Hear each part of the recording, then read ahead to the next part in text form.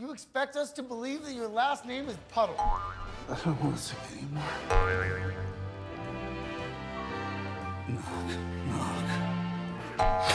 Knock.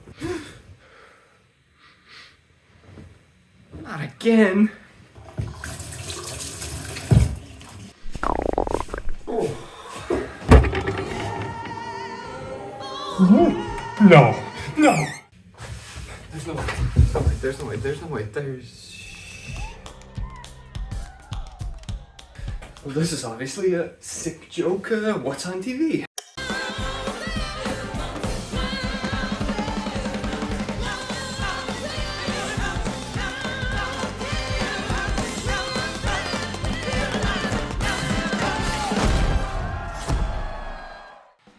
So how about that Joker 2, huh? One of the most polarizing releases of the year, has burrowed deep inside my mind, and has loved since. I don't know why, I absolutely detest the movie, but something about it.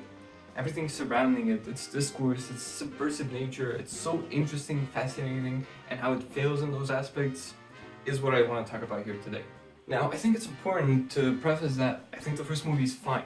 It was great when it released because it was so different. We were all sick of comic book movies, and this one was dark, gritty, well shot, well acted, and thrilling. It was a copy of The Taxi Driver, but copy from the best, you know? Over the years and over rewatches, it's gotten way less good, but I think it's fine. And if this movie's goal was to directly distance itself from the unsavory, incel, racist fan base the first one got, I support the decision, but this is not the way to do it. Additionally, I am a fan of musicals. I'm a choir kid, I grew up with Mamma Mia, so the decision to make the second movie a musical was something I was very excited about. So, I guess let's begin there. That's my line. Now, the movie opens in a very interesting manner, with an animated short called Me and My Shadow. Now, I don't think the segment looks particularly great, but it offers us insight on what music actually is in this movie. Arthur and Joker are almost two separate entities, battling for the limelight, but their goal is ultimately the same: to get out there in front of the audience, be noticed, and sing. Now, Arthur, of course, is just a meatbag who takes the fall, but the shadowy, elusive figure is the Joker we know of. Now, later, when Arthur joins the prison choir, the director explains that music is there to help mend the broken personalities within themselves. We use music in this class to make us whole, to balance the conflicting forces, the fractures within ourselves. These are very contradictory statements, but they give the movie interesting ways to explore and grow. Where is Arthur gonna end up in these extremes? Let's find out! So to sort of illustrate my biggest gripe with the musical sequences in this film is to probably look at the first one, where Arthur, 30 minutes into the film, sings For Once in My Life. He has gotten out of his first choir class, he met Harley Quinn, he feels like he has his mojo back, and he sees his death trial being discussed on TV. So he bursts into song, and I think it's great. I think Jaquine's voice is fitting, it's awkward, it's unsure, it's growly. For once I can touch what my heart used to dream of. There's camaraderie with the inmates, and Answer him, Arthur. How's it make you feel? You scared?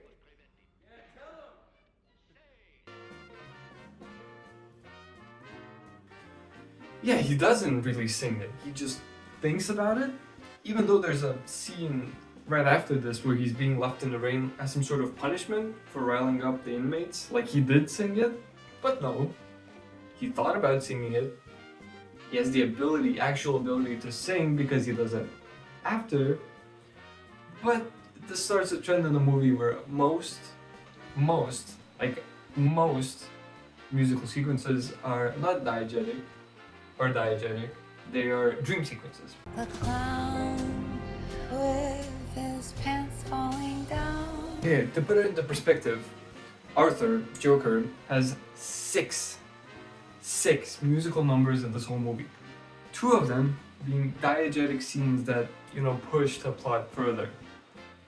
That is insane. And to make it even worse, at Mark 50, he sings on the live TV interview. They set this up in a way to kind of showcase a new part of Arthur's Joker.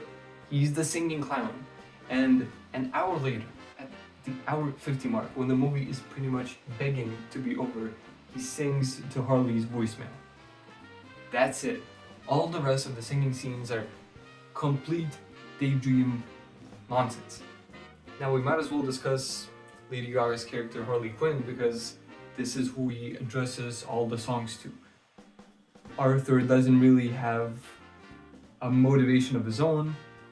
He is again infatuated with a female character, and that's his whole deal.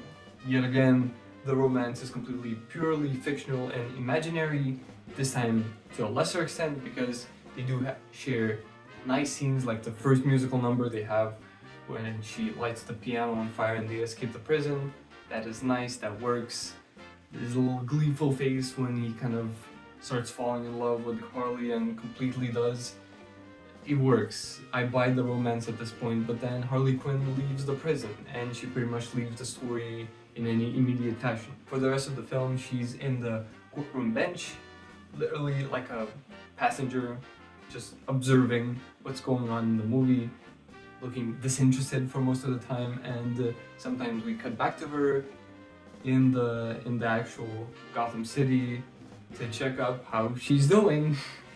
She's not doing much, but there she is, and it feels like a lot was left on the cutting room floor.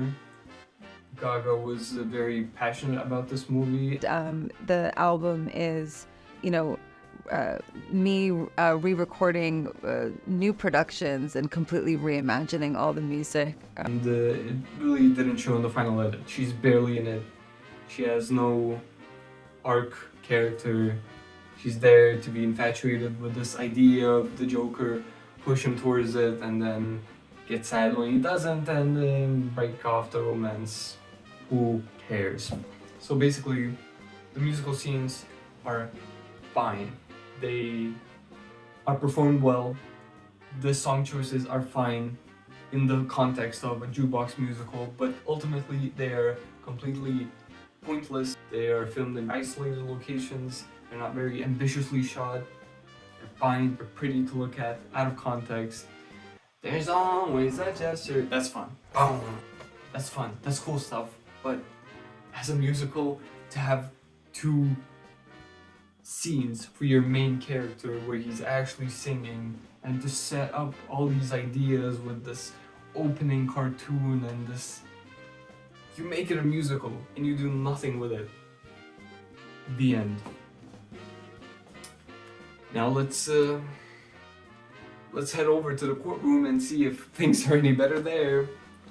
They're not.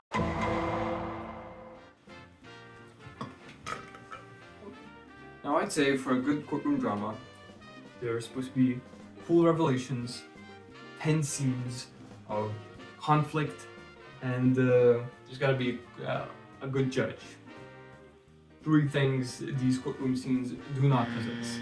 First, the judge is a joke.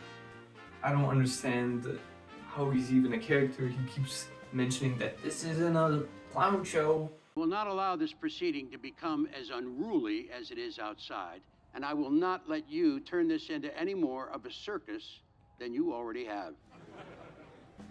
I'll let you dress up as the Joker, but this isn't a clown show. Conflicts and revelations. What does this movie have to examine? It re-examines the events of the first movie. I mentioned that the first movie doesn't hold up much after repeat viewings, and it holds up even less after this one, because imagine having an okay movie and then putting another movie on top of it where they go, look at this one. They use scenes, they use whole scenes, the same actors to come back and recap the events of the first one. Yes, this was the Joker guy. He imagined that I had a relationship with him. I was very traumatized by it. End of interview. They're recapping the events of an okay movie to us. As a viewer, as an observer of the movie, they knew all the details. There's no revelation that maybe he did something that wasn't visible to us in the first one. He did something heinous and then it's revealed that, oh my god, our whole perception of the Joker is different. No. They bring these actors back, they look exhausted to be there, and they go, yes, this is what happened in the first movie, yes. Yes, that did happen. The Arthur Fleck you knew know him. I saw him in the lobby, in the elevator a few times.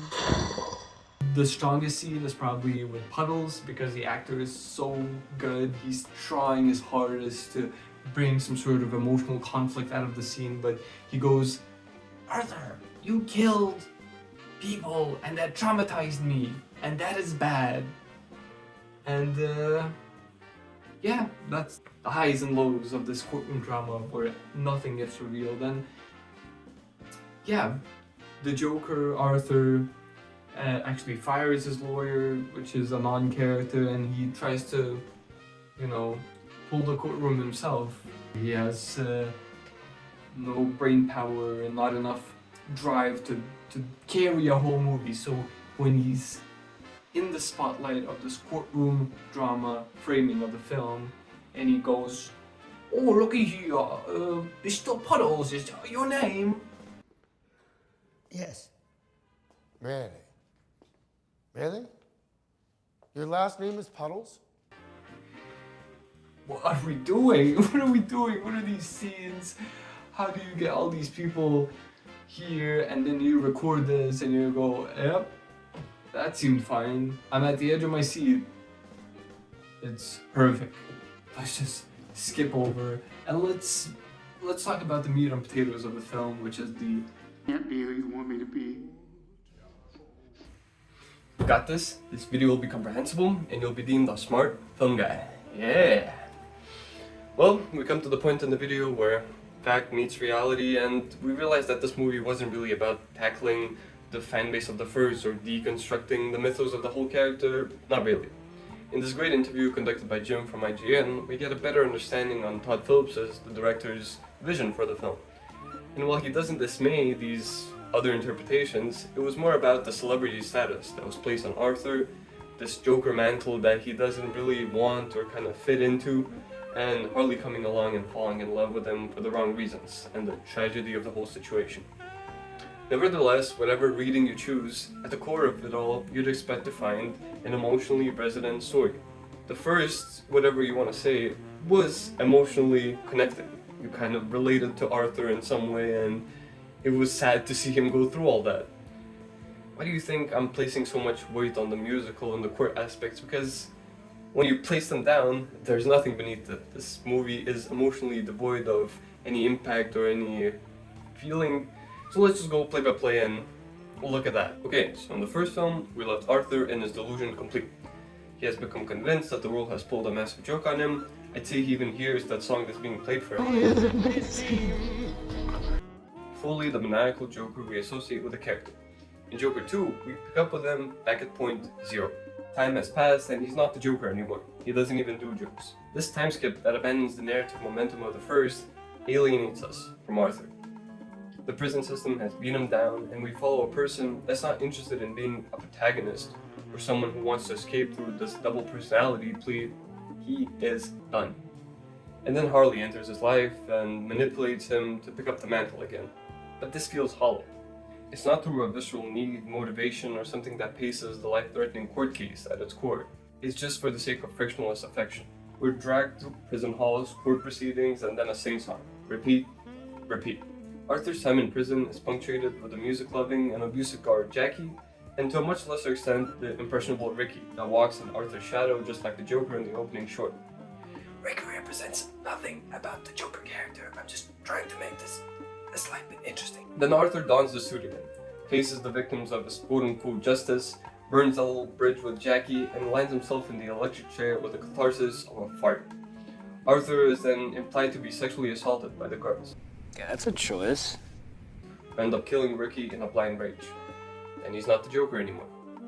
There's a clip of an unseen moment of his bathroom dance as he rubs off the makeup from his skin, begging you to understand the layers of complexity at play here and also to not roll your eyes. Harley is gone, and we're back at point 0 again. We've completed the small circle this character is stuck in with 25 minutes of runtime to go. Explosion, escape, breakup, but Arthur is done with it, and so is the audience. Just stop The only thing that gets us to the end is a few stabs to the stomach to complete the idea of Joker being a symbol, a mantle, or maybe just the originator for the character. Roll credits. No matter the way you slice it, this is a purely mechanical arc to get us to a banal point with no emotions, stakes, or surprises to make that journey bearable. Todd, I really respect the artistic gamble here, I truly do, and the feelings, the amount of thought this movie evoked on me is commendable, and I commend you for that, but everything about it was a dud. It was a bad musical, it was a bad court case drama, and at its core, it was an emotionally devoid A to B thingy that is not interesting to watch. Thank you for watching. Subscribe.